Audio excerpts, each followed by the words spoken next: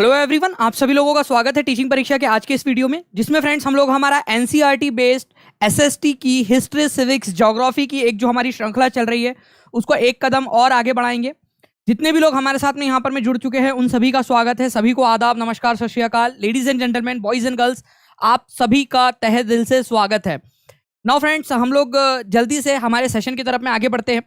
जितने भी लोग यहाँ पर में जुड़े हुए हैं वो एक बार जल्दी से बता देंगे कि जी हाँ, स्ट्रीमिंग आप सभी लोगों को बराबर से आ रही है। ठीक है, चलिए, काफी से लोग हमारे साथ में यहाँ पर में जुड़ गए हैं और मैं देख पा रहा हूँ जैसे कि आप लोग जो है वो क्विज भी खेल रहे हो। ये बहुत अच्छी बात है कि जो समय रहता है आप लोगों का, तो उसके अंदर में काफी सारे बच्चे एक दूसरे से सवाल पूछते हैं, क्विज खेलते हैं कमेंट बॉक्स के अंदर में। तो यही निशानी है कि टीचिंग परीक्षा की जो कम्युनिटी है पूरी की पूरी, जो टीचिंग परीक्षा परिवार है, वो कितना बढ़िया तरीके से जो है वो पढ़ाई को एंजॉय कर रहा है। ये सारी चीजें आप लोगों की दर्शाती है। तो बहुत बहुत शुक्रिया सभी का जो लोग मेरे आने तक क्विज वगैरह भी ऑर्गेनाइज कराते हैं, यहाँ सवाल पूछते हैं, सवालों के जवाब देते हैं। तो बहुत अच्छी बात है, बहुत बहुत धन्यवाद। चलिए फ्रेंड्स, जल्दी जल्दी से इस सेशन को आप लोग जहाँ भी शेयर कर सकते हो अपने दोस्तों के साथ में, टेलीग्राम, फेसबुक, व्हाट्सएप, इंस्टाग्राम, जल्दी जल्दी से शेयर कर दीजिए। और जितने भी लोग हैं जिन्होंने इस सेशन को लाइक कर दिया फ्रेंड्स, उन सभी लोगों का बहुत बहुत धन्यवाद। आप लोगों का यही चीज़ है जो आप लोगों की हमें बहुत ज़्यादा मोटिवेट करती है। चलिए, पहला क्वेश्चन आप लोगों की स्क्रीन के ऊपर में ये रहा। फर्स्ट क्वेश्चन की तरफ में आगे बढ़ते हैं फ्रेंड्स। पहला क्वेश्चन ही आप लोग देखिए यहाँ पर में, बहुत ही बढ़िया क्वेश्चन है और मैं चाहूंगा कि सारे के सारे बच्चे इसका आंसर करें। Thank you Madhu ji.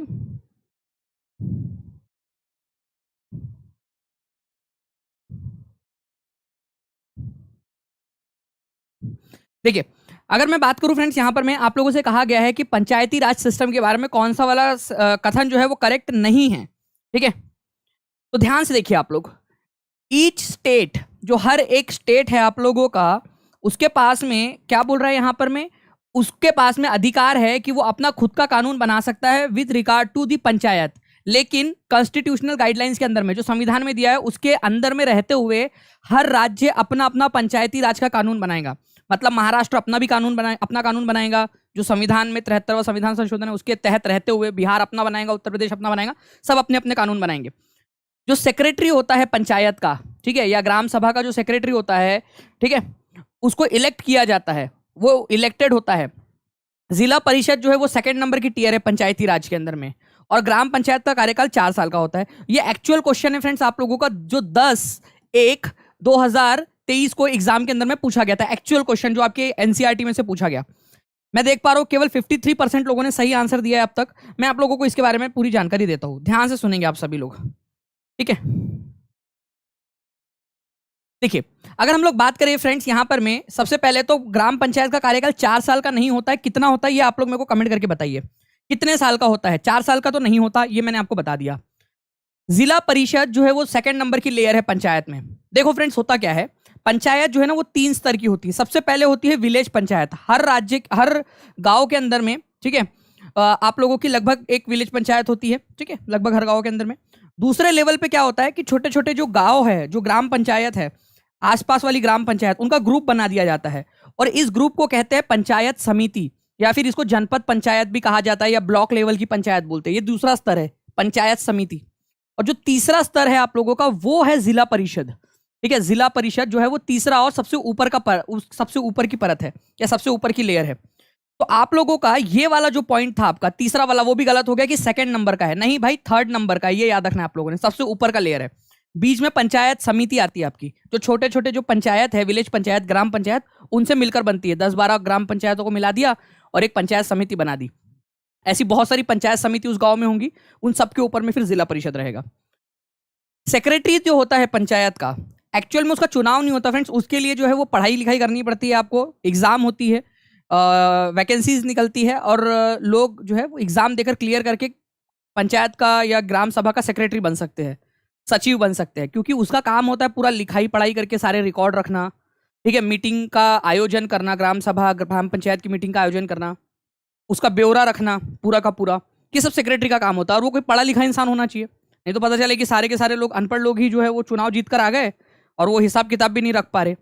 तो सेक्रेटरी का चुनाव नहीं होता, वो सरकार के द्वारा अपॉइंट किया जाता है। तो ये अगर ये 3 गलत है आपके, तो ऑब्वियस सी बात है पहला वाला सही है। हुआ यूं है फ्रेंड्स कि आप लोगों का जो संवैधानिक संशोधन है 73वें नंबर का 1992 का, उसके अंदर में ये बोला गया है कि भाई संविधान संशोधन करके हम ये कंपलसरी तो कर रहे हैं कि हर राज्य को अपना अपना पंचायती राज सिस्टम बनाना है, लेकिन वो जो पंचायती राज सिस्टम बनेगा वो कॉन्स्टिट्यूशनल गाइडलाइंस के अंदर में होना चाहिए। ऐसा नहीं कि आप जो भलता भलता सा अपने मन मर्जी का कुछ भी डाल रहे हो। संविधान में जो चीज लिखी गई है उसी दायरे में रहकर, जो संविधान ने आपको आजादी दी है राज्यों को, अलग अलग राज्यों को, कि ठीक है आप अपने अपने हिसाब से पंचायती राज बना लो, कंपलसरी है सबको बनाना, लेकिन ऐसा नहीं है कि कुछ अलग तरीके का ही पंचायती राज बना लो। जो संविधान में लिखा हुआ है उसके दायरे में रहते हुए आप लोगों को पंचायती राज का कानून बनाना है। इसी वजह से हर राज्य के अंदर में पंचायती राज का अलग अलग कानून है, संविधान के दायरे में रहते हुए। तो ये याद रखेंगे आप लोग, संविधान ने कहा है, ठीक है,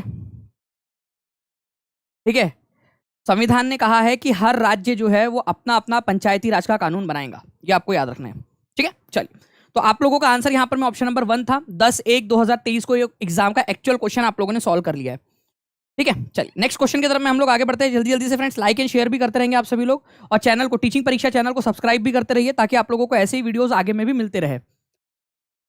नाउ फ्रेंड्स एक क्वेश्चन और है आप लोगों का, देखिए काफी बड़ा सा क्वेश्चन है लेकिन इंटरेस्टिंग है। आप लोगों को अगर आगे बढ़ना है जिंदगी में ना, तो मेहनत करनी पड़ेगी, और मेहनत के बिना अगर सफलता मिल भी गई तो वो उतनी मजेदार नहीं होती है फिर। तो जितना कठिन संघर्ष होता है ना, उतनी मजेदार आप लोगों को जो है वो चीज मिलती है, आप लोगों को आपकी सफलता मिलती है। अब आप लोग यहां पर में देखिए इस क्वेश्चन के अंदर में क्या कहा गया आप लोगों से। इस क्वेश्चन में बहुत ही सिंपल सी बात कही गई है आप लोगों को। आपसे कहा गया कि भाई निम्नलिखित में से कौन सा वाला तवारीख के बारे में सही नहीं है। ये प्लीज ये देख लेना, नहीं है को, सही नहीं है को हाईलाइट किया गया यहाँ पर। तो तवारीख की भाषा अरबी है, और ये भी क्वेश्चन आप लोगों का जो है फ्रेंड्स 10 तारीख को पूछा गया था। 10/1/2023 को एक्चुअल क्वेश्चन है, एग्जाम में पूछा गया आप लोगों का, ठीक है। एनसीईआरटी एग्जामिनर का माइंडसेट पता चल रहा है आप लोगों को कि किस तरीके का क्वेश्चन पूछा जा सकता है।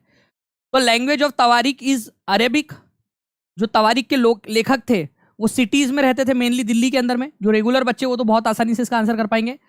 ऑथर ऑफ तवारीख जो थे वो इसलिए लिखते थे ताकि उनको कुछ इनाम वगैरह मिल जाए। जो ऑथर थे तवारीख के, वो हमेशा शासक को एडवाइस किया करते थे कि भाई आइडियल जो सोशल सिस्टम है, या आइडियल सोशल ऑर्डर, जैसे कि बर्थ राइट, जन्म सिद्ध अधिकार, राजा का बेटा ही राजा बनेगा, या जेंडर डिस्टिंक्शन कि राजा का बेटा बनेगा बेटी नहीं, तो लड़के को हमेशा ऊपर रखना, लड़कियों को हमेशा नीचे रखना, ये इन सारी चीज़ों की एडवाइस दिया करते थे ये ऑथर लोग, ठीक है। जैसे फॉर एग्जांपल अगर आप लोगों को बताऊं मैं, ठीक है, तो रजिया सुल्तान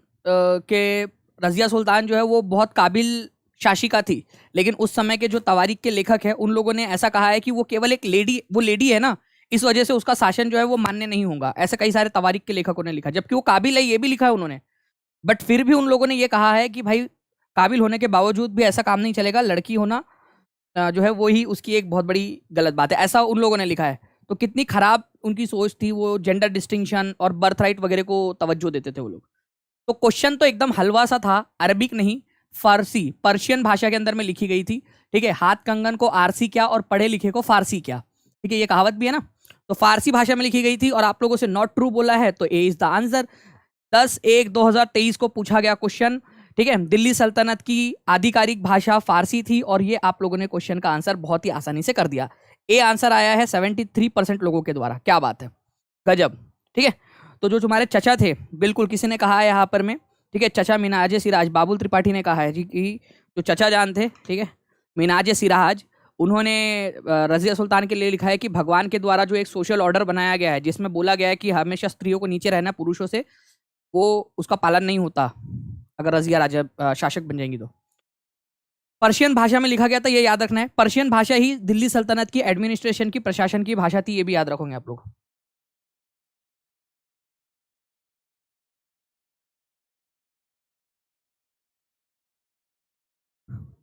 ज्योतिदीप मैं बताऊंगा, लेकिन पहले आप जो है ना, मैं चाहूंगा कि आपकी इमोजीज आप ठीक कर लो। आपका मोबाइल में ना कुछ गड़बड़ हो गया है, पढ़ोगे कैसे आप वो अ, आपका ना मोबाइल, थोड़ा सा मोबाइल के अंदर में,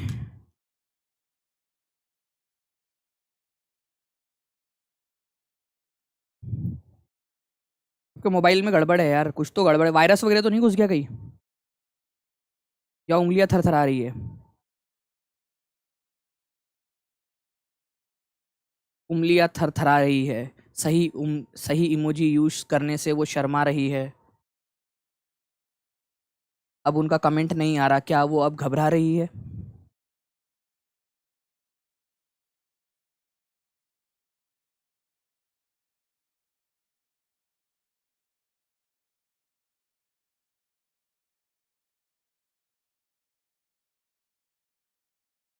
पर्शियन को ऑफिशियल लैंग्वेज तो अकबर ने बनाया था ना सर, स्वप्निल नहीं, दिल्ली सल्तनत के समय से चली आ रही है। चलिए यहाँ पर मैं आ जाइए आप लोग सभी लोग यहाँ पर में। मेगालिथ्स क्या होते हैं? मेगालिथ्स, ठीक है, महापाषाण। यहाँ पर मैं इसके नाम में ही क्लियर है, महापाषाण। महा का मतलब होता है बड़ा, ठीक है, बड़ा, और पाषाण का मतलब होता है पत्थर। बड़े बड़े पत्थर की बात हो रही है यहाँ पर में। तो कौन सा वाला कथन सही है? तो होता क्या था कि मान लीजिए कि कोई व्यक्ति अगर मर गया है और उसको दफना दिया गया, तो उसके आसपास में जो बड़े बड़े पत्थर रख दिए जाते थे ना, ठीक है, उसको कहा जाता था, उस कबर को कहा जाता था मेगालिथ, ठीक है। ये पत्थर बड़े बड़े थे, इसी वजह से जो है फ्रेंड्स इसको मेगालिथ कहा जाता था। तो ये बेसिकली आप लोगों का इनका उपयोग कब्रिस्तानों को चिन्हित करने के लिए किया जाता था कि भाई यहाँ पर में कोई सोया हुआ है, यहाँ पर में कोई दफन है, ठीक है, यहाँ पर में कोई दफन है, ठीक है। ये ओढ़नी नहीं है। राजू की जब पिटाई हुई और उसको उड़ती हुई ओढ़नी आई, तो उसने कहा कि ये ओढ़नी नहीं, ये तो मेरा कफन है, क्योंकि उसको पता था कि अब रेहा के भाई आके उसको बहुत पीटेंगे और वो उसका कफन बन जाएगा। और यहाँ पर में बड़े बड़े पत्थर रख दिए गए उसके चारों ओर, और वहीं पर आज हमारा राजू दफन है। तो इनका उपयोग कब्रिस्तानों को चिन्हित करने के लिए किया जाता था, ये याद रखना है। महापाषाण, बड़े बड़े पत्थरों का इस्तेमाल किया जाता था। आज यहाँ पर मैं आगे बढ़ते हैं हम लोग। यहाँ इस तरीके से आप लोग देख सकते हो फ्रेंड्स कि बड़े बड़े पत्थर आसपास में रख दिए जाते थे। Consider the following 3 statements on Rigveda and choose the correct answer. बंदरगाह क्या होता है? बंदरगाह जो है ये बेसिकली तटवर्ती इलाकों के ऊपर में, ठीक है। मान लो ये हमारा भारत है, ठीक है, तो तटवर्ती इलाके के ऊपर में जहाँ पर में जहाज वगैरह आकर रुकते हैं, ठीक है, जहाँ जहाज आकर रुकते हैं माल ले जाने छोड़ने के लिए, या फिर यात्री है उनको लाने ले जाने के लिए, तो जहाँ पर में जहाज रुकते हैं उनको बंदरगाह कहा जाता है। पोर्ट बोलते हैं उसको हिंदी में, पोर्ट, इंग्लिश में पोर्ट कहा जाता है, या फिर डॉक यार्ड भी कहते हैं उसको, डॉक यार्ड, ठीक है। अब देखिए ये बड़ा ही इंटरेस्टिंग सा सवाल है, इसको आप लोग आंसर कीजिए। ऑप्शन जो है आप लोगों के नीचे दिए गए हैं फ्रेंड्स, ये ध्यान रखना है आप लोगों ने।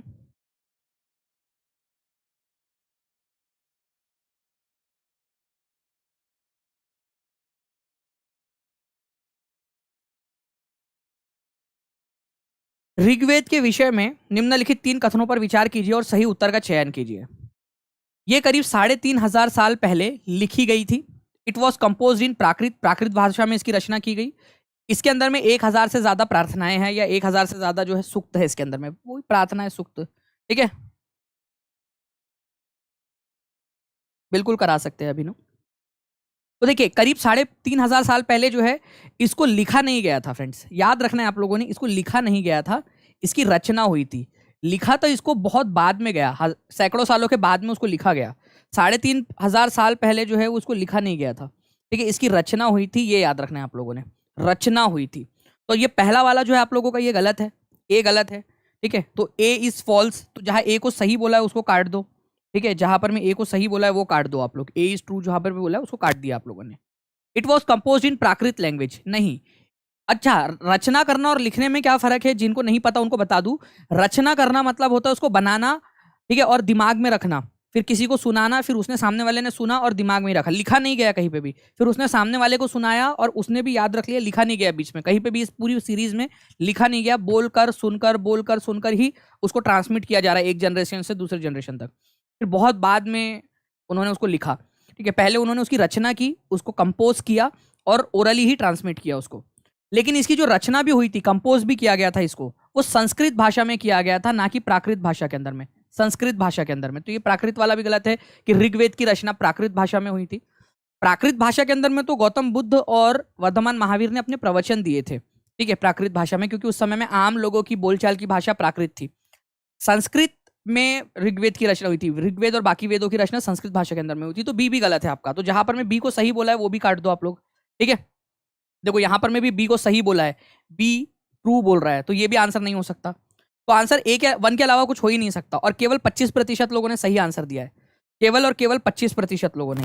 ध्यान से समझिए आप लोग, इसमें 1,000 से अधिक सूक्त है। तो जी हाँ, ऋग्वेद के अंदर में जो है फ्रेंड्स 1,000, ठीक है, 1,028 जो है सूक्त है, ये याद रखना है आप लोगों ने। सूक्त मतलब बेसिकली प्रार्थनाएं, ठीक है, जो भजन है, 1,028 सूक्त है उसके अंदर में, ये आप लोग याद रख सकते हो। 1,028, 1,000 से ज्यादा है ना, तो बिल्कुल 1,000 से ज्यादा है, तो सही बात है, 1,000 से ज्यादा है, ये वाला सही है, सी। तो C is true, A and B are false. तो ये आप लोगों का क्वेश्चन एग्जाम में पूछा गया एक्चुअल क्वेश्चन है ये आपका, ठीक है।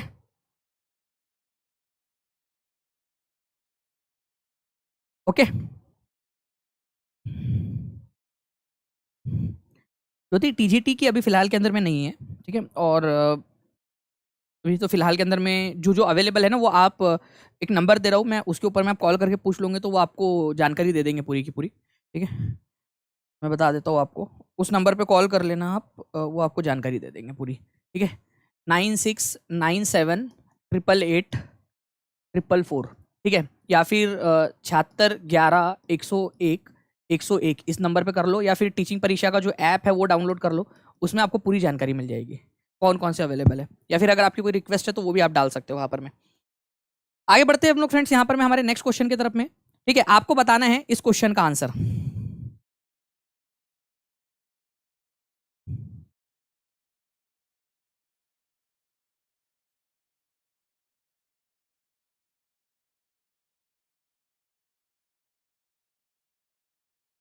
बस मनीष कुमार आपको अच्छे से करवाना था, इसी वजह से, ठीक है। चलिए, तो all fundamental rights laid down in constitution of India are enforceable in court. जितने भी मौलिक अधिकार है वो न्यायालय में बाध्यकारी है। मतलब कि आप लोग अगर आपका फंडामेंटल राइट आपको नहीं मिलता है, आपको आपके मूलभूत अधिकार नहीं दिए जाते, तो आप कोर्ट जा सकते हो, ठीक है। एनफोर्सिएबल बाय कोर्ट का मतलब होता है कि कोर्ट उसको लागू करवा सकती है। बिल्कुल सही बात है फ्रेंड्स, फंडामेंटल राइट्स का मतलब ही यही है कि आप जो है अगर आपको नहीं मिल रही है वो चीज़ें, तो आप लोग कोर्ट में जा सकते हो, ठीक है। कोर्ट में जाया जा सकता है अगर फंडामेंटल राइट्स नहीं मिल रहे, इसीलिए तो फंडामेंटल है, ठीक है। अब दूसरी वाली जो बात यहां पर में बोली गई है उसको ध्यान से समझने की कोशिश करो आप लोग, ठीक है। राइट अगेंस्ट एक्सप्लॉइटेशन, ठीक है, शोषण के विरुद्ध अधिकार आपको यह अधिकार देता है कि अगर आप उच्च न्यायालय के फैसले से मतलब आप जो है, ठीक है, अगर आप लोग, ठीक है, अगर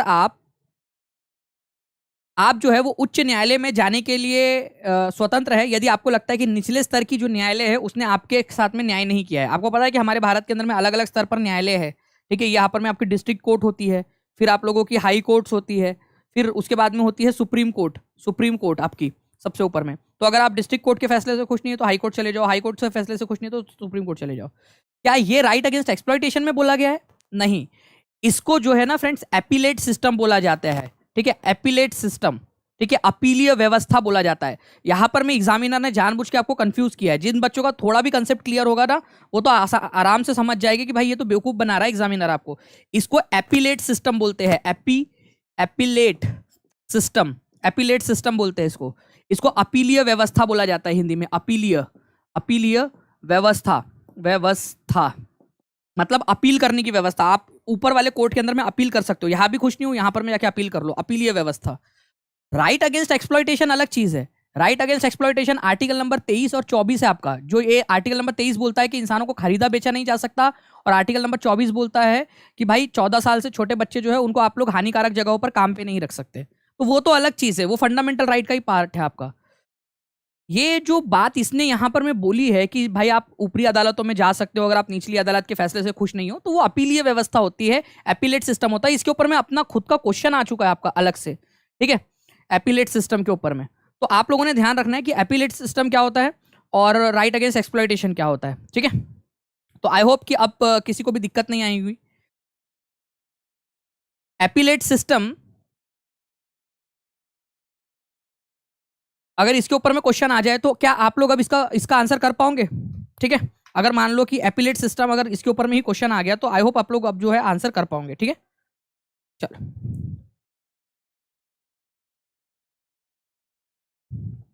नेक्स्ट क्वेश्चन की तरफ में हम लोग आगे बढ़ते हैं फ्रेंड्स। यहां पर में एपीलेट सिस्टम आप लोगों को समझ गया ना, ठीक है। चलिए मैं क्वेश्चन भी आप लोगों को दिखा दूंगा कि किस तरह के क्वेश्चंस आप लोगों से पूछे जा सकते हैं इसके अंदर में। वो भी क्वेश्चंस भी मैं आपको दिखा दूंगा, तो डोंट वरी, आप टेंशन ना लो।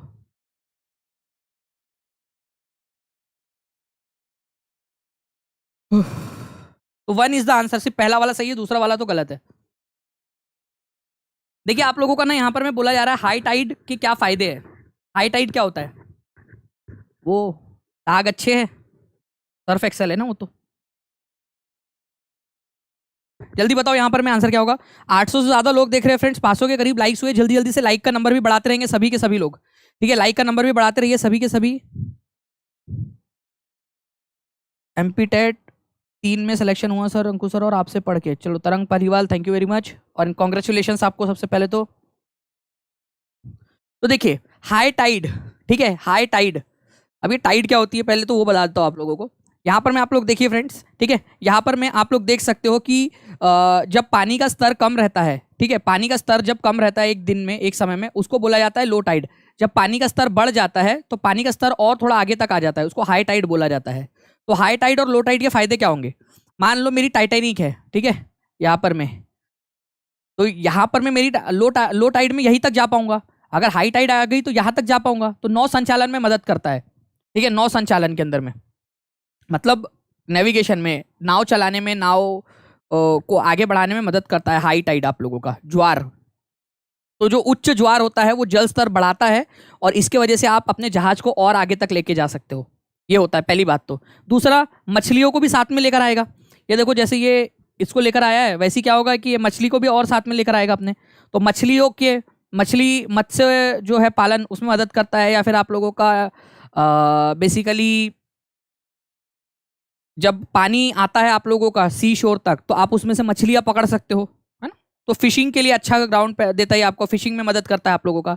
प्लस एक बार पानी कम हो रहा है, फिर एक बार पानी बढ़ रहा है, पानी कम हो रहा, पानी बढ़ रहा है, पानी कम हो रहा है, पानी बढ़ रहा है। तो ऐसे क्या होता है, आप लोग जो है ना टरबाइन को घुमा सकते हो। जब पानी इधर साइड जाएगा तो टरबाइन घूमेगा, पानी वापस आएगा तो टरबाइन घूमेगा। तो टरबाइन को घुमा के आप लोग क्या कर सकते हो, इलेक्ट्रिसिटी भी जनरेट कर सकते हो, ठीक है। इसको आप लोग जो है टाइडल एनर्जी बोलते हो, टाइडल एनर्जी, ठीक है। तो ज्वार जो है वो विद्युत पैदा करने में भी सहायक होता है आप लोगों का। ज्वारीय विद्युत पैदा करने में मदद करता है आप लोगों का, ठीक है। चलिए आगे बढ़ते हैं हम लोग। यहाँ पर मैं फ्रेंड्स आप लोगों का इस क्वेश्चन को आप लोग अब देखिए और बताइए कि क्या आंसर होगा आपका।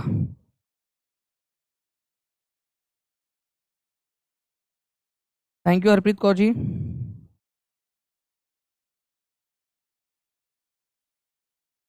सर वापस करना एक बार। कौन था ये? रानी। रानी आपके पास में ना, मैं एक चीज़ बताता हूँ आपको, ठीक है। ऐसे यूट्यूब के ऊपर में क्या होता है, ऐसे डबल टैप करोगे ना मोबाइल के ऊपर में, तो 10 सेकंड 20 सेकंड पीछे जा सकते हो। वहाँ जाओ और जितने बार देखना है ऐसे करते करते करते करते ऐसे देखते रहो, मस्त पैकी। और दूसरा एक रास्ता बताता हूँ आपको, इस वीडियो को डाउनलोड करो, उतना पोर्शन काटो और फिल्मोरा वगैरह के अंदर में जाके या कोई एडिटिंग सॉफ्टवेयर के अंदर में जाके उसको कॉपी पेस्ट कर दो। फिर मैं आपको कैसे ना हिलता हुआ ही दिखूंगा, बस ऐसा, बस ऐसा करते हुए दिखूंगा। तो उसमें क्या होगा कि आप फिर 1 घंटे तक मेरे को ऐसे देख सकते हो हिलता हुआ है ऐसे आराम से, कोई जितने देर तक देखना है देखते रहना।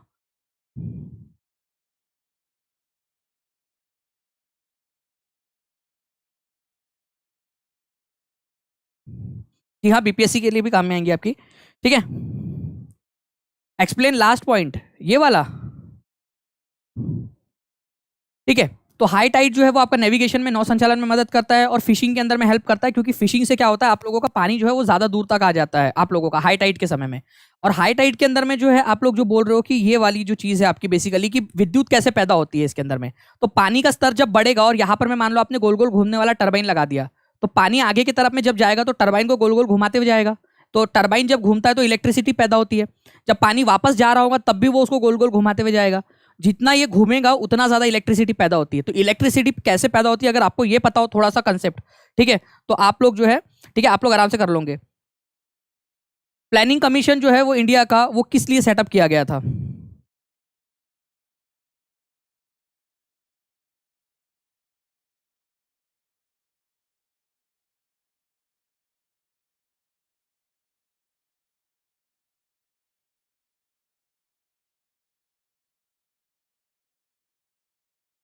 बताइए कि भारतीय योजना आयोग का गठन जो है वो किस योजना का गठन जो है किससे हुआ था, आप लोगों का किस वजह से किया गया था? सबसे पहली बात तो प्लानिंग कमीशन का गठन कब हुआ?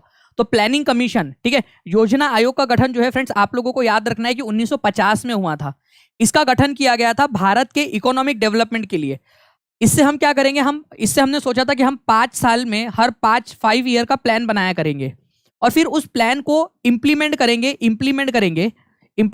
अगले 5 साल तक। पहले प्लान बनाएंगे, फिर उसको इंप्लीमेंट करेंगे और फिर उसका रिजल्ट हासिल करने की कोशिश करेंगे, ताकि हमारे देश का आर्थिक रूप से विकास हो। तो आर्थिक विकास के लिए, हमारे इकोनॉमिक डेवलपमेंट के लिए हमने प्लानिंग कमीशन का गठन किया था। वो बात अलग है कि आप लोगों का 2014 में प्लानिंग कमीशन को बंद कर दिया गया और 2015 में, ठीक है, 1 जनवरी 2015 में उसकी जगह पे क्या आया वो आप लोग मेरे को कमेंट करके बताएंगे, ठीक है, कि उसके जगह पे क्या लाया गया। जल्दी जल्दी से कमेंट करके बता दीजिए आप लोग। तो आप लोगों को याद रखना है 1950 के अंदर में फ्रेंड्स प्लानिंग कमीशन का गठन, इकोनॉमिक डेवलपमेंट योजना आयोग का गठन आर्थिक विकास के लिए उपयुक्त नीतियां बनाने में सहायता करने के लिए बनाया गया था। ये याद रखना आप लोग। नाउ फ्रेंड्स इस बड़े से क्वेश्चन का भी आंसर कीजिए आप सभी लोग, ठीक है। 900 से ज्यादा लोग यहाँ पर में हो चुके हैं फ्रेंड्स, कॉन्ग्रेचुलेशंस। और आप लोग सभी लोगों से रिक्वेस्ट है कि जल्दी जल्दी से इस सेशन को लाइक एंड शेयर करते रहेंगे आप सभी लोग। और टीचिंग परीक्षा चैनल जो है आप लोगों का, टीचिंग परीक्षा चैनल आपका अपना परिवार, उसको सब्सक्राइब भी करते रहेंगे सभी।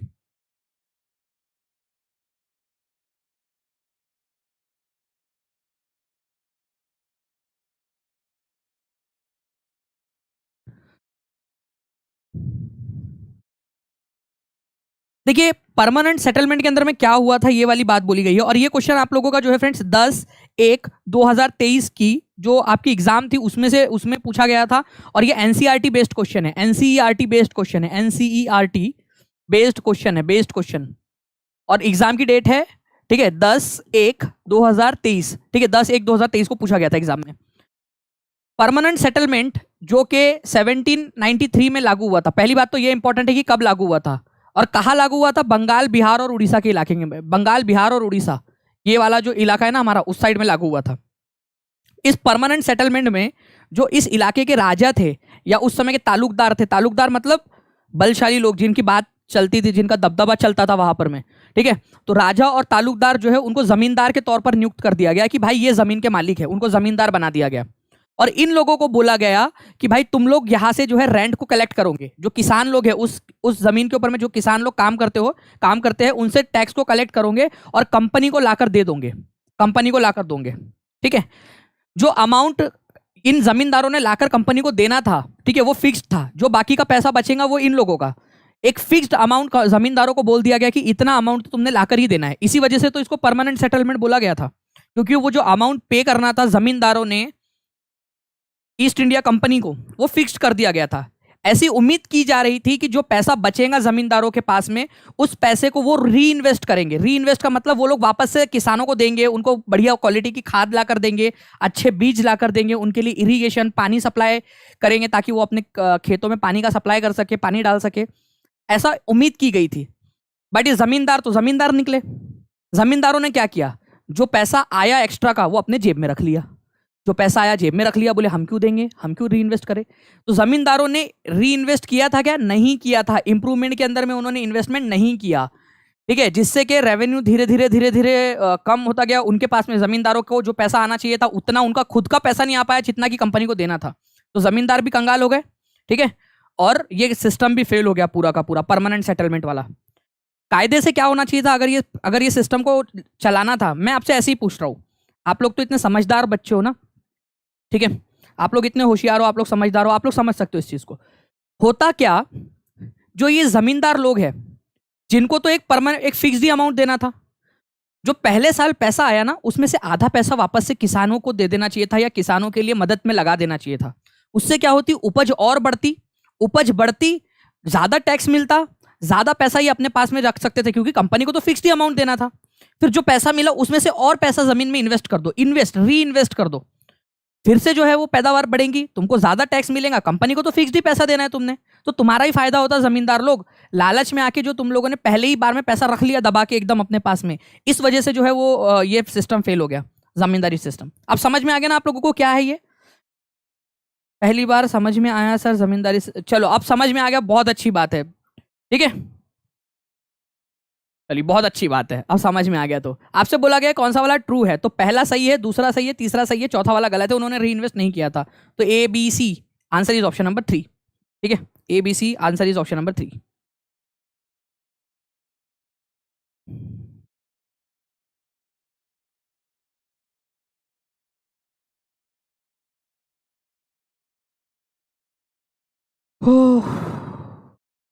अमार जीवन नाम की पुस्तक भारतीय महिला द्वारा लिखित पहली आत्मकथा है, इसकी लेखिका कौन है ये बताना है आप लोगों ने।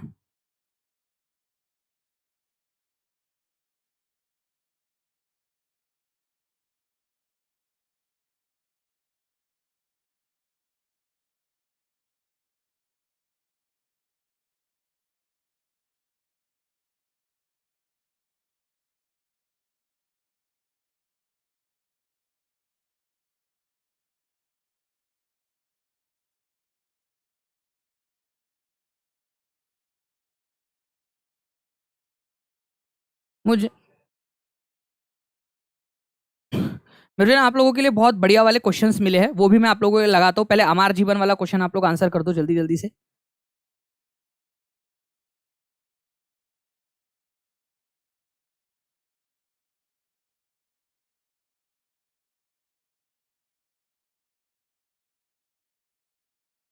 ठीक है, तो देखिए फ्रेंड्स, अमर जीवन जो है ये बहुत ही इंपॉर्टेंट है आप लोगों का। अमर जीवन भारत के अंदर में लिखी गई किसी महिला के द्वारा पहली आत्मकथा अमर जीवन।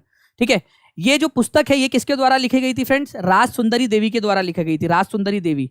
बंगाली भाषा के अंदर में लिखी गई थी, ये भी याद रखना है आप लोगों ने, बंगाली भाषा के अंदर में लिखी गई थी ये पुस्तक। किसी भी महिला के द्वारा नोन पहली आत्मकथा किसी भी महिला के द्वारा। तो आंसर आप लोगों का जो है वो हो जाएगा आप लोगों का ऑप्शन नंबर 3। ठीक है, चलिए, अमर जीवन राज सुंदरी देवी के द्वारा। नेक्स्ट क्वेश्चन की तरफ में हम लोग आगे बढ़ते हैं फ्रेंड जल्दी से। आप लोगों को यहाँ पर मैं बताना है कि people like Raja Ram Mohan Roy described as reformer.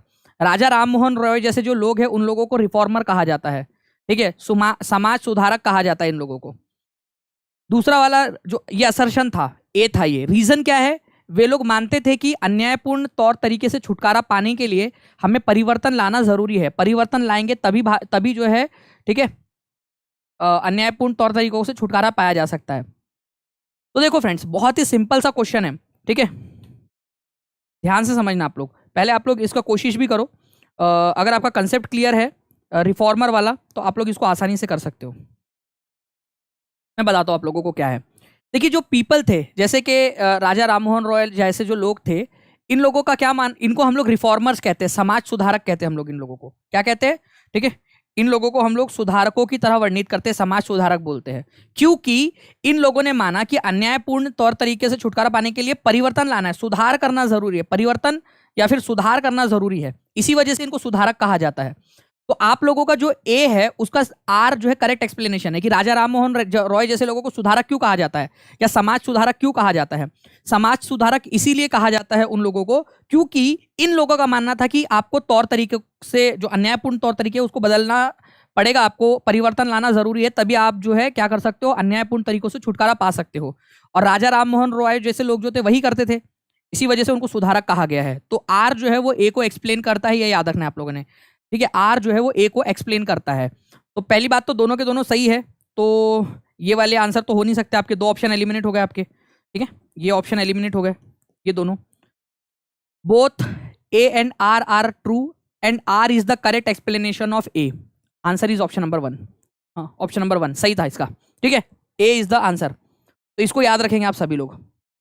जल्दी जल्दी से लाइक एंड शेयर भी करते रहिए फ्रेंड। 900 से ज़्यादा लोग यहाँ पर मैं देख रहे हैं, 1000 क्रॉस करना है सभी लोग। जल्दी जल्दी से आप लोग जहाँ भी इस सेशन को शेयर कर सकते हो अपने दोस्तों के साथ में, टेलीग्राम, फेसबुक, व्हाट्सएप, इंस्टाग्राम, जल्दी जल्दी से शेयर कर देंगे। और टीचिंग परीक्षा चैनल को जो है वो सब्सक्राइब भी कर लेना है आप लोगों ने। नेक्स्ट क्वेश्चन आप लोगों के स्क्रीन के ऊपर में ये रहा फ्रेंड्स। भारत में चारबाग वास्तुकला शैली की शुरुआत किसके द्वारा की गई थी?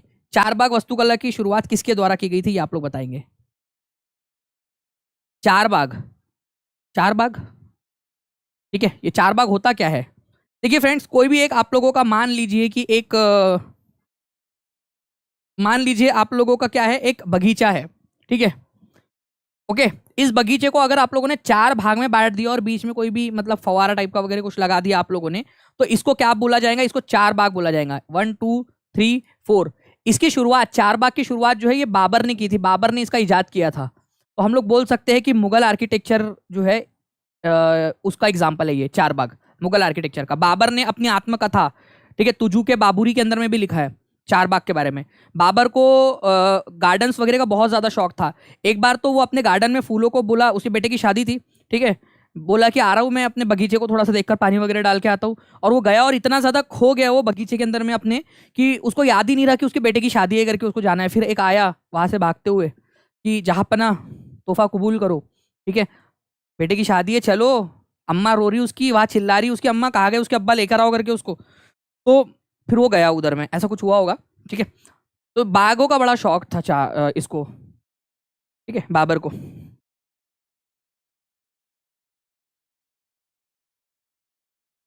नेक्स्ट क्वेश्चन की तरफ में आगे बढ़ते हैं फ्रेंड्स आप लोगों के। देखिए, ये क्वेश्चन है आप लोगों का जो एग्जाम में पूछा गया। ठीक है, अपील की व्यवस्था का अर्थ क्या है? Appellate system. जो भी बच्चा स्टार्टिंग से लेक्चर देख रहा है उसको तो ये बहुत ही ईजी लगेगा क्वेश्चन।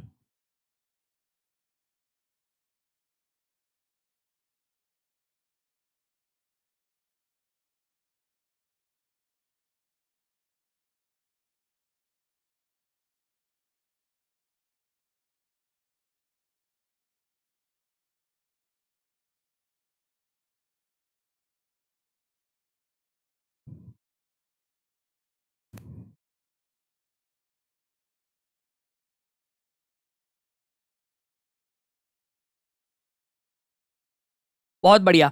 देखिए फ्रेंड्स, अगर मैं आप लोगों से बात करूं यहाँ पर मैं इस क्वेश्चन की, तो भारतीय न्यायिक व्यवस्था के संदर्भ में अपील की व्यवस्था का अर्थ क्या है? कोई भी अपने मामले पर बिना किसी कानूनी डिग्री के न्यायालय में बहस कर सकता है? नहीं। ठीक है। विधायिका, कार्यपालिका, न्यायपालिका में शक्तियों का बंटवारा? नहीं। ऊपरी अदालतों के फैसले निचली अदालतों को मान्य होते हैं, उसको आप लोग जो है फ्रेंड्स इंटीग्रेटेड जुडिशियल सिस्टम कहते हो। एकीकृत न्यायिक व्यवस्था, ये वाला ऊपरी अदालत का जो फैसला है वो निचली अदालत को मानना पड़ेगा, वो अलग मामला है। Integrated judicial system. एक्चुअल में अपील की व्यवस्था का मतलब है अपील करना। ठीक है। तो किसी व्यक्ति को अगर ऐसा लगता है कि निचली अदालत ने जो फैसला दिया है उससे वो खुश नहीं है, तो वो ऊपरी वाली अदालत में जाकर अपील कर सकता है। ठीक है। तो ऊपरी अदालत में अपील करने का जो अधिकार है उसको कहा जाता है। और आप लोग देख सकते हो ये एनसीईआरटी बेस्ड क्वेश्चन 2016 में आया था, जो मैंने आपको स्टार्टिंग में बताया। तो यहां पर मैं देखो दिखाई नहीं दे रहा जो लोग बोल रहे हैं, प्लीज एक बार अपने स्क्रीन का रिजोल्यूशन बढ़ा लीजिए। ठीक है। तो आप लोगों को ज्यादा अच्छे से वो जो है समझ में आने लगेगा, वो ज़्यादा अच्छे से आप लोगों को दिखाई देगा। फिर वो स्क्रीन का थोड़ा सा रेजोल्यूशन बढ़ा लीजिए। उसके बाद में फ्रेंड्स यहाँ पर मैं 3 डिफरेंट लेवल है, आपको पता ही है कि हमारे सबसे ऊपर में सुप्रीम कोर्ट है या हाई कोर्ट है। ठीक है। फिर डिस्ट्रिक्ट कोर्ट होती है आप लोगों की। ठीक है। डिस्ट्रिक्ट कोर्ट जो है आप लोगों का ये याद रखना है, हर डिस्ट्रिक्ट के अंदर में आप लोगों का होता है। अलग अलग डिस्ट्रिक्ट के अंदर में आप लोगों के अलग अलग जिलों के अंदर में आप लोगों का डिस्ट्रिक्ट कोर्ट होता है। ठीक है। जो भी डिस्ट्रिक्ट में, आप कौन से डिस्ट्रिक्ट में रहते हो, जिस भी डिस्ट्रिक्ट में आप रहते होंगे, आप लोगों का वहां पर में एक डिस्ट्रिक्ट कोर्ट होगा ही होगा। ठीक है। ये आप लोगों ने याद रखना है। इसके अलावा जो है फ्रेंड्स आप लोगों ने एक चीज याद रखनी है कि आप लोग जो है जो डिस्ट्रिक्ट कोर्ट है आप लोगों का, ठीक है, उसको ही आप लोग क्या है कई बार जो है सेशंस कोर्ट भी बोलते हो। सेशंस कोर्ट, ये भी आप लोग याद रखोगे, सेशंस कोर्ट। ठीक है। तो जो डिस्ट्रिक्ट कोर्ट है आप लोगों का, ठीक है, उसी को आप लोग सेशंस कोर्ट भी कहते हो। तो मान लो कि सेशन कोर्ट के जज ने आपका फैसला जो है वो निरस्त, आपके खिलाफ फैसला दे दिया कि आप ही यहाँ अपराधी हो। आप ही वो व्यक्ति थे जिसने जो है जो दानिश सर का लेक्चर देख रहा था, लेकिन उसने जो है चैनल को सब्सक्राइब नहीं किया, लाइक नहीं किया था उसने। तो जज जो है वो उसने आपको, मान लो कि आपको उसने ये कर दिया कि भाई आप जो है आपको फांसी की सजा दी जाती है। आपको लगेगा अरे यार वो मेरा बटन नहीं दब रहा था सर, मोबाइल हैंग हो गया था, इस वजह से नहीं दबा पाया। फिर आप लोग हाई कोर्ट जा सकते हो। हाई कोर्ट ने बोला नहीं भाई ये तो बहुत गलत बात है, मतलब दानिश सर का लेक्चर देख रहे थे उसके बाद में भी तुमने जो है लाइक और शेयर सब्सक्राइब नहीं किया उसको, बहुत गलत बात है। तुमको जो है सारी एग्जाम से बैन किया जाता है और तुमको पूरी दुनिया भर की एग्जाम से बैन किया जाता है। ठीक है। फिर तुमको लगा यार अरे नहीं सर सच में मेरा वो हो गया था। फिर आप सुप्रीम कोर्ट गए, सुप्रीम कोर्ट ने बोला कि नहीं इसको एग्जाम से भी बैन करो और अगले 3 जन्मों तक बैन कर दो। ठीक है। तो मतलब मान लो कि अगर आपको लग रहा है तो आप ऊपर की तरफ में जा सकते हो और ऊपरी अदालतों के अंदर में, इसी को अपीलेट सिस्टम बोला जाता है। तो अपीलीय व्यवस्था आप समझ गए कि पर्सन को अगर लगता है कि वो उसके कोर्ट के फैसले से खुश नहीं है तो वो ऊपर वाली कोर्ट में जा सकता है। एक और होता है आपका इंटीग्रेटेड जुडिशियल सिस्टम, एकीकृत न्यायिक व्यवस्था। मान लो कि कल जाके सुप्रीम कोर्ट ने ये फैसला सुना दिया कि भाई जो जो दानिश सर के लेक्चर को लाइक शेयर सब्सक्राइब नहीं करेगा उसको जो है सारी की सारी एग्जाम, पूरे दुनिया भर की एग्जाम से, मंगल ग्रह की एग्जाम से भी और जो एलियन उलियन मिलेंगे उनकी एग्जाम से भी बैन कर दिया जाएगा। तो अपने आप अगर मान लो कि कोई और दूसरा व्यक्ति आता है, दूसरा कोई केस आता है, तो हाई कोर्ट उस फैसले को सुनाने के लिए सुप्रीम कोर्ट के फैसले को रेफर करेगा। उसका आदेश, सुप्रीम कोर्ट ने अगर कोई आदेश जारी कर दिया तो हाई कोर्ट और उसके नीचे की जितनी भी कोर्ट है उनके ऊपर में बंधनकारक होगा। मान लो अगर कोई फैसला हाई कोर्ट ने जारी किया है तो उसके नीचे हाई कोर्ट उस राज्य की अंदर में जितनी भी और छोटी डिस्ट्रिक्ट कोर्ट्स है या सेशन कोर्ट्स है उनके ऊपर में बंधनकारक होगा। डिस्ट्रिक्ट कोर्ट या जिनको सेशंस कोर्ट बोलते हैं आप लोग, उसके ऊपर में बंधनकारक होगा। तो ऊपरी अदालत का फैसला निचली अदालतों के ऊपर में बंधनकारक होता है। इसको एकीकृत न्यायिक व्यवस्था या इंटीग्रेटेड जुडिशियल सिस्टम कहते हैं। इसके ऊपर में मैं अभी आपको क्वेश्चन करवाने वाला हूँ फ्रेंड्स, इसी वजह से आप लोगों को इतना डिटेल में बता रहा हूँ, तो सभी लोग ध्यान से सुनेंगे। यहाँ पर मैं कोई व्यक्ति जिला जज के न्यायालय द्वारा दिए गए फैसले से असंतुष्ट हुआ है तो अपील प्रणाली के अनुसार वह निम्नलिखित न्यायालयों में से किस में अपील कर सकता है?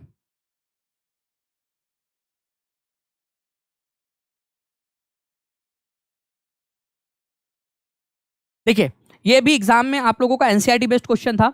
यदि कोई व्यक्ति को ऐसा लगता है कि भाई जिला जज डिस्ट्रिक्ट कोर्ट या जिसको सेशंस कोर्ट कहा जाता है, अगर क्योंकि सेशंस कोर्ट और डिस्ट्रिक्ट जज तो वो एक ही है ना, तो ये तो हो नहीं सकता, ट्रायल कोर्ट वगैरह भी नहीं। ठीक है। वो हाई कोर्ट में जाएगा, अभी कहा जाएगा वो उच्च न्यायालय के अंदर में। तो डिस्ट्रिक्ट कोर्ट या सेशन कोर्ट, उसके बाद में हाई कोर्ट आता है आप लोगों का, हाई कोर्ट, फिर उसके बाद में आता है सुप्रीम कोर्ट। ठीक है। तो जिला जज से अगर उसको राहत नहीं मिली है या उसके खिलाफ आया फैसला तो वो हाई कोर्ट में जा सकता है, उच्च न्यायालय में जा सकता है। ये आप लोगों का आंसर हो जाएगा। ठीक है। इसके अलावा जो है फ्रेंड्स देखिए ये एक क्वेश्चन फिर से पूछा गया था एक एग्जाम के अंदर में। ठीक है। ध्यान से देखेंगे आप लोग, क्वेश्चन बोला गया आप लोगों से, मैं आप लोगों को पूरा डिटेल में ही समझा दे रहा हूँ ये चीज़ कि भाई क्या क्या बन सकते हैं क्वेश्चन और कैसे कैसे क्वेश्चन आए हैं। और मैं आपको ये भी बता रहा हूँ कि जो पढ़ा रहा हूँ उसी में से क्वेश्चन बने हैं, एक्चुअल स्क्रीनशॉट आप लोगों को दिखा रहा हूँ मैं। तो जो बच्चा अच्छे से पढ़ाई करेगा उसका एग्जाम क्लियर हो जाएगा। और मैं आपको रिवीजन भी करवा रहा हूँ ताकि आप लोग अच्छे से इसको याद रख सके लंबे समय तक। तो जितने भी आप लोगों के ग्रुप्स है फ्रेंड्स, जहाँ पर मैं भी सीटेट की पढ़ाई कर रहे हैं बच्चे, या फिर बिहार की या यूपी टेट की या DSSS की या कोई और एग्जाम की पढ़ाई कर रहे हैं, वहाँ पर मैं शेयर जरूर कीजिए सेशन को, क्योंकि जितने ज़्यादा बच्चे आप लोग आओगे उतना ज़्यादा मेरे को मोटिवेशन मिलेगा, मैं उतना ज़्यादा आप लोगों को एनर्जी से और अच्छे से कॉमेडी वे के अंदर में और बेहतर तरीके से आप लोगों को समझा पाऊंगा। ठीक है, तो अपीलेट सिस्टम बेसिकली जो है आप लोगों का क्या है, provision to appeal to higher court against the decision of lower court. ठीक है, लोअर कोर्ट के फैसले को ऊपरी अदालत के अंदर में फैसले देने का हुई आप लोग अपील या पौनर्वादिक प्रणाली कहते हैं। ठीक है, देखो स्क्रीन साफ नहीं दिखाई दे रही, ऐसा तो बिल्कुल भी नहीं है, क्योंकि मैं खुद भी यहाँ पर मैं देख रहा हूँ। ठीक है, मुझे लग रहा है कि बिल्कुल एकदम स्क्रीन क्लियर दिख रही है। तो प्लीज़ एक बार जो है अपना स्क्रीन का रेजोल्यूशन हल्का सा बढ़ा लीजिए आप। ठीक है, 360p के वगैरह के अंदर में कर लीजिए, आपको ज़्यादा बेहतर दिखाई देगा मोबाइल के अंदर में। मैं भी यहाँ पर मैं स्क्रीन में देखने की कोशिश कर रहा हूँ और मुझे तो बिल्कुल एकदम साफ दिख रहा है।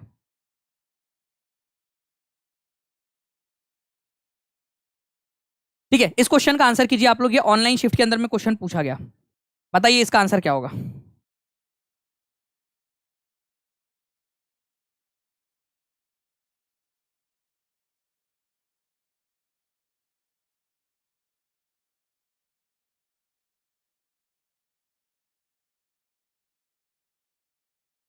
टू 240p पे भी दिख रहा है अच्छे से, बिल्कुल मैं वही तो बोल रहा हूँ कि दिख रहा है यहाँ पर, मैं मेरे तरफ में भी तो देखने की कोशिश कर रहा हूँ, दिख रहा है बिल्कुल साफ साफ। इस क्वेश्चन का आंसर कीजिए आप लोग। देखिए, एक अध्यापिका अपील व्यवस्था को पढ़ाते हुए छात्राओं से न्यायालयों में अपील के अनुक्रम में उन्हें न्यायालयों में ले जाने का वचन देती है। इसके अनुसार विद्यार्थियों द्वारा विभिन्न न्यायालयों में जाने का क्रम क्या होगा। एक टीचर है, ठीक है, वो अपने स्टूडेंट्स को बोलती है कि जहाँ सबसे पहले जाया जाता है वहाँ लेके जाऊंगी, फिर उसके बाद में तुमको ऊपर वाले कोर्ट में लेके जाऊंगी, फिर अगर वहाँ भी तुम्हारे खिलाफ फैसला आया तो उधर दूसरे वाले कोर्ट में लेके जाऊंगी। तो करेक्ट क्रम क्या होगा। सबसे पहले आप लोग क्या करोगे फ्रेंड्स, सबसे पहले आप लोग डिस्ट्रिक्ट कोर्ट या सेशंस कोर्ट में जाओगे। डिस्ट्रिक्ट कोर्ट या फिर जिसको ही सेशंस कोर्ट कहा जाता है, एक ही बात है वो। फिर उसके बाद में आप हाई कोर्ट जाओगे और फिर उसके बाद आप सुप्रीम कोर्ट जाओगे। ठीक है, तो सेशंस कोर्ट, हाई कोर्ट और सुप्रीम कोर्ट, ये आपका सही है। हाई कोर्ट के बाद सुप्रीम कोर्ट और फिर बाद में थोड़ी ना डिस्ट्रिक्ट कोर्ट में जाओगे। सेशंस कोर्ट के बाद में डायरेक्टली सुप्रीम कोर्ट थोड़ी चले जाओगे। ठीक है, डिस्ट्रिक्ट कोर्ट, फिर हाई कोर्ट और फिर सेशन कोर्ट, अरे ये दोनों एक ही चीज है भाई, ये क्या है, सेशंस कोर्ट एक ही चीज है। तो आंसर इसका ऑप्शन नंबर 1 होगा।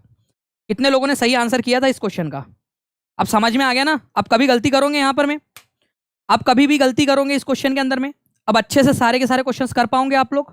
ठीक है, जितने भी लोग देख रहे हैं सारे के सारे लोग अच्छे से कर पाओगे इस क्वेश्चन को अभी। चलो बहुत बढ़िया।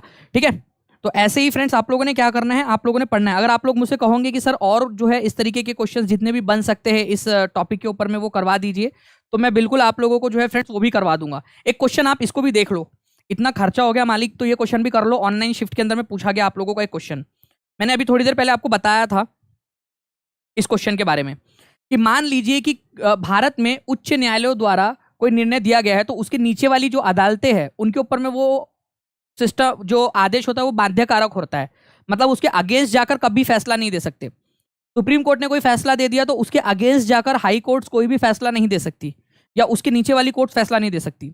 अगर हाई कोर्ट ने कोई फैसला दिया तो हाई कोर्ट के नीचे वाली कोर्ट उसके खिलाफ फैसला नहीं दे सकती। इसको क्या कहा जाता है, इसको कहा जाता है फ्रेंड्स आप लोगों का single and integrated judicial system. ठीक है, एकल और एकीकृत न्यायिक प्रणाली, मतलब सिंगल और इंटीग्रेटेड सिस्टम है हमारा, मतलब सारा एक दूसरे से एकीकृत प्रणाली है हमारी, एक दूसरे के ऊपर में डिपेंडेंट है। ठीक है, एक सिंगल सिस्टम है। अगर सुप्रीम कोर्ट ने फैसला दिया तो सारे के सारे हाई कोर्ट्स के ऊपर में अपने आप और उसके नीचे वाले कोर्ट्स पर लागू हो जाएगा वो। ठीक है, अगर हाई कोर्ट ने दिया तो हाई कोर्ट के नीचे वाले जितनी भी उसके अंदर में आती है उसके अंदर में ऊपर में लागू हो जाएगा वो। तो एकल और एकीकृत न्यायिक प्रणाली इसको कहा जाता है। ठीक है, तो इंटीग्रेटेड जुडिशियल सिस्टम, एकीकृत न्यायिक व्यवस्था इसको बोलते हैं, ये याद रखना है आप लोगों ने। ये बहुत ही इंपॉर्टेंट वाला क्वेश्चन है फ्रेंड्स। ठीक है, काफी सारे लोग इसको इग्नोर करते हैं। अब आप यहाँ पर में देखिए, जितने भी लोग यहाँ पर में देख रहे हैं, अगर आप लोग चाहते हो कि मैं ऐसे ही और क्वेश्चंस आप लोगों को करवाता रहूँ, सारे के सारे आप लोगों के कंसेप्ट्स को क्लियर कर दूं इस तरह से, जैसे एपिलेट का और इंटीग्रेटेड जुडिशियल सिस्टम का क्लियर कर दिया मैंने, एनसीईआरटी बेस्ड आपका, तो आप लोगों को क्या करना है, आप लोगों ने फ्रेंड्स जहां जहां अपने दोस्तों के साथ में टेलीग्राम, फेसबुक, व्हाट्सएप, इंस्टाग्राम जहां जहां शेयर कर सकते हो वहां शेयर करना है। जो आप लोग अपनी पर्सनल रिस्पॉन्सिबिलिटीज निभाओगे, लाइक करोगे, शेयर करोगे, अपने दोस्तों के साथ में कमेंट में आंसर्स करोगे, तब जाके मुझे हिम्मत मिलेंगी कि हाँ आप लोगों के लिए और ज्यादा सेशंस लेने हैं मैंने। तो आपने जितना ज्यादा हो सके जहां जहां आप लोग शेयर कर सकते हो वहां पर मैं सभी जगह पे इस सेशन को शेयर जरूर करूंगे आप लोग। ठीक है, चलिए नाउ फ्रेंड्स, यहाँ पर मैं आप लोगों से कुछ सवाल पूछना चाहूंगा। ठीक है, कुछ सवाल है मेरे आप लोगों से, उन क्वेश्चंस के आप लोग आंसर करोगे। ठीक है, उससे पहले मैं आप लोगों को बता दूं कि अगर आप लोगों का कोई भी डाउट है, कोई भी आप लोग टीचिंग परीक्षा के बारे में जानकारी चाहते हो तो 7611 101 इस नंबर पे, या फिर 9697888844 इस नंबर के ऊपर में कॉल या व्हाट्सएप कर सकते हो आप लोग, या फिर टीचिंग परीक्षा ऐप को डाउनलोड कर लीजिए आप लोग प्ले स्टोर से, गूगल प्ले स्टोर से, वहां से भी मिल जाएगा। कुछ क्वेश्चंस पूछ रहा हूँ आप लोगों से, आपको बताना है। ठीक है, दिल्ली सल्तनत जो है आप लोगों का, उसकी ठीक है एडमिनिस्ट्रेशन की भाषा क्या थी, एडमिनिस्ट्रेशन की लैंग्वेज क्या थी, लैंग्वेज क्या थी, ये आप लोग मेरे को कमेंट करके बताओगे। दिल्ली सल्तनत के समय में एडमिनिस्ट्रेशन की लैंग्वेज सभी लोग लिखेंगे, सभी लोग। चलिए, अमार जीवन, ठीक है, ये किसने लिखा है, ये किसी पुरुष ने लिखा है या महिला ने लिखी है, अगर लिखी है तो कौन सी भाषा में लिखी है ये भी आप लोग मुझे बता दोगे।